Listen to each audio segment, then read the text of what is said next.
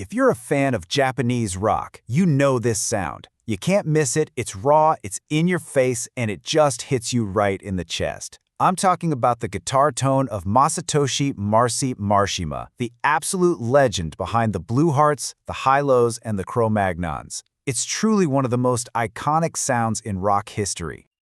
See, to really get Marcy's tone, you've got to understand his whole philosophy. It's not about having the fanciest, most complicated gear. Nope, it's about stripping everything back to its core to find that raw, emotional connection between your hands and the listener's ears. So that's exactly what we're going to do today. We're going to break down how he gets that legendary sound. The gear, sure, but also the technique and the mindset. That way, you can take these same ideas and start building your own killer tone. All right, here's our game plan. We'll start by defining that classic sound, then dive into his less is more philosophy. After that, we'll break down the 3 key ingredients of his setup, reveal the pro booster technique that is the real secret, and finally, I'll show you how you can get this sound for yourself. Okay, first things first, let's talk about the sound itself. This isn't just a guitar tone. For a whole lot of people, it's the sound of a generation. It's got this incredible punch and bite, but it never sounds fake or overprocessed. It's just the honest-to-goodness sound of pure rock and roll. I mean, this is the guitar tone that powered some of the most timeless anthems in Japanese rock history. We're talking about the raw energy of Linda Linda, the massive heart of Train Train. And what's crazy is that the sound behind all those early classics, it all came from one legendary guitar, his 1958 Gibson Les Paul Special. And that brings us right to the heart of Marcy's entire approach. His huge sound doesn't come from a spaceship-sized pedal board. It comes from this almost radical commitment to simplicity. It's all about putting soul way, way above gear. Just think about the difference for a second.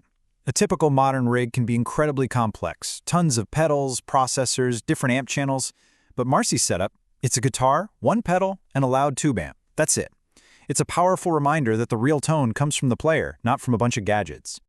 So if it's really that simple, what are the pieces that make it all click together so perfectly? Let's break down the 3 essential ingredients that form the foundation of Marcy's raw, powerful sound. It all starts with the guitar. Marcy's famous for his Gibson Les Paul Juniors and Specials, especially that 58. Now, the key ingredient here is the P90 pickup. It's technically a single coil, but man, it's got this fat, warm growl that you just don't get from a Strat or a Tele. It gives him that perfect middle ground, the clarity of a single coil with the punch of a humbucker. Next up, the amp. Marcy plugs into those classic, loud British tube amps. Back in the Blue Hearts days, he was often using a high-watt DR103, which has this beautiful, clean sound that breaks up when you push it. These days, with the Cro-Magnons, you'll see him with a Marshall JCM 2000. But the key is, he's not using some crazy high-gain channel. He sets his amp for a basic crunch tone and lets those power tubes sing. And that leads us to the final piece of this very small puzzle, the one pedal he almost always has. In the early days, it was a Boss SD1. For years now, it's been the legendary Maxon OD808. But here's the secret. He doesn't use it the way most guitarists do. Okay, this is it. This is the real magic behind his sound. It's not what pedal he's using, it's how he's using it. This is a classic pro technique that gives you so much power and dynamic control without just mushing up your sound with more distortion. He uses his overdrive pedal as a clean boost. What does that mean? It means he's not stomping on it to get distortion from the pedal. Instead, he's using it to slam the front of his already cooking tube amp with a much hotter signal. This pushes the tubes even harder, which gives him more volume and this awesome focused mid-range that just slices right through the mix.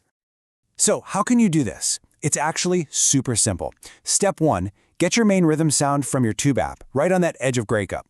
Step 2, take the gain or drive knob on your overdrive pedal and turn it almost all the way down, like to 0 or 1. Step 3, crank the level or volume knob on that same pedal way up. Now when you step on it, you're not adding fizz, you're just giving your amp a huge, clean push for solos or big riffs. And the result is just perfect. Instead of this jarring jump to a totally different sound, you get this smooth, organic lift in volume. Your mid-range gets a nice kick, which is exactly what you want for a solo, and you keep the core sound of your amp totally intact.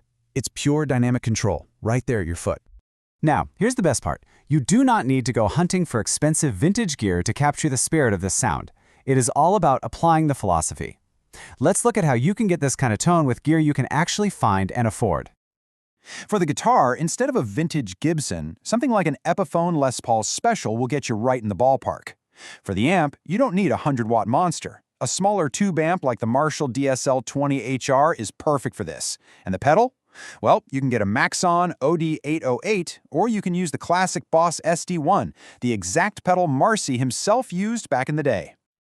But please, remember, this is not a shopping list. The real goal is to get into the mindset. Simplify your setup. Work on getting a great sound from just your guitar and your amp first. Focus on what the song needs, not on showing off a bunch of effects. And most importantly, play with passion. That's the real Marcy ingredient. Ultimately, it really all comes down to this. In an old interview, Marcy said his whole goal is to find the sound that pierces the heart. What a perfect way to put it. It's a powerful reminder that guitar tone isn't some technical exercise. It's an emotional search for connection. So, I'll leave you with a question to chew on. In a world with endless gear options and a million YouTube demos, what could you discover about your own playing, your own voice on the guitar, if you took a page from Marcy's book and just simplified? What powerful sounds are just waiting for you to find them, not by adding more stuff, but by taking it away?